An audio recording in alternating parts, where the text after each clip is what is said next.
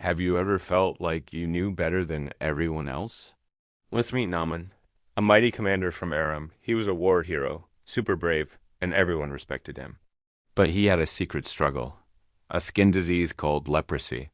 It was a tough battle that even this great warrior couldn't win on his own. Despite all his power and fame, Naaman was suffering and he needed a miracle. One day, a young servant girl from Israel who worked in Naaman's house spoke to his wife. She said, "If only my master would see the prophet in Samaria. I know he could heal him." This girl, though just a servant, had big faith.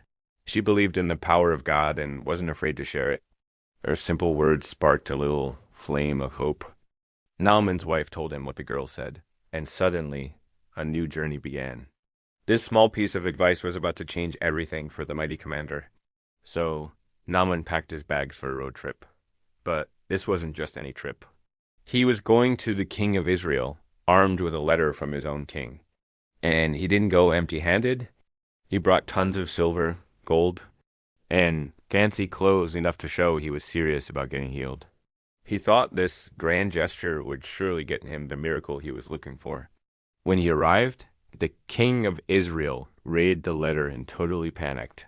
He tore his robes and said, "Am I God? Can I give life or take it away?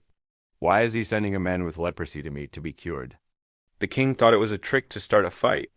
But then the prophet Elisha heard about the king's distress. He was a calm and wise man of God. He sent a message to the king, basically saying, "Don't worry, send him to me." So Naaman, with all his horses and chariots, went and stood outside Elisha's house. He was probably expecting a big, dramatic show, but instead, Elisha didn't even come out. He just sent a messenger with a simple instruction. "Go wash yourself 7 times in the Jordan River, and you will be cleansed." Naaman was furious. He expected the prophet to come out, call on the name of the Lord, wave his hand over the spot, and poof, the leprosy would be gone. He grumbled, "Aren't the rivers back home in Damascus way better than any river in Israel? Why can't I just wash in them and be clean?" He felt insulted and turned to leave in a huff, his pride wounded. He came all this way for this? As Naaman was storming off, his servants gently approached him. One of them said, "My father, if the prophet had told you to do something really difficult, wouldn't you have done it? So why not just do this simple thing?"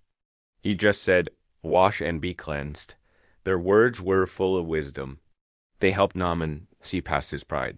He realized they were right. He had been ready to do something spectacular, but maybe the test was in doing something simple. So, with a change of heart, Naaman decided to swallow his pride and obey. Naaman went down to the Jordan River. He probably still felt a little silly, but he was determined to follow the instruction. He dipped himself in the water once.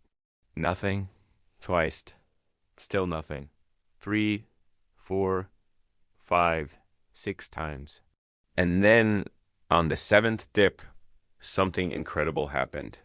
As he came up out of the water, his skin was completely restored. It was as smooth and healthy as a little boy's. The leprosy was gone. Can you imagine the joy? Naaman and his servants were ecstatic, cheering and celebrating this amazing miracle. Obedience, even when it seemed strange, brought God's incredible power. Overjoyed and completely healed, Naaman rushed back to Elisha. This time, he was full of humility and gratitude. He stood before the prophet and declared, "Now I know that there is no God in all the world, except in Israel." He tried to give Elisha all the expensive gifts he had brought, the gold, the silver, the clothes. But Elisha refused to take anything. He wanted Naaman to understand that God's healing is a free gift, not something that can be bought. It was a powerful lesson about God's grace. As Naaman prepared to head home, he made a promise. He asked for some soil from Israel to take with him so he could build an altar and worship the one true God back in his own land.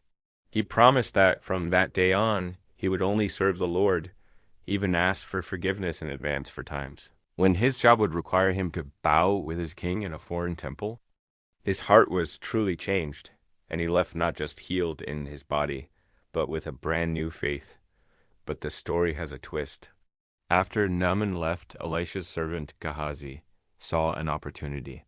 He thought, my master was too easy on him. I'm going to get something for myself. Greed took over, and he secretly ran after Naaman. He lied, saying Elisha had sent in to ask for some silver and clothes. Naaman happily gave him even more than he asked for. But when Gehazi came back, Elisha knew what he had done.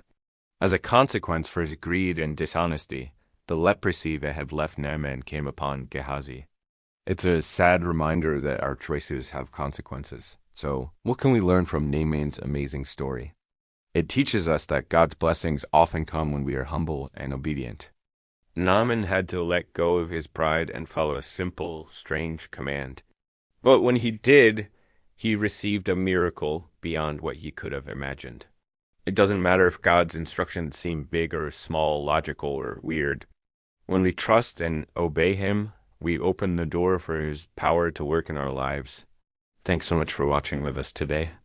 If this story inspired you, please give this video a like, share it with a friend, and don't forget to subscribe for more exciting Bible stories. See you next time.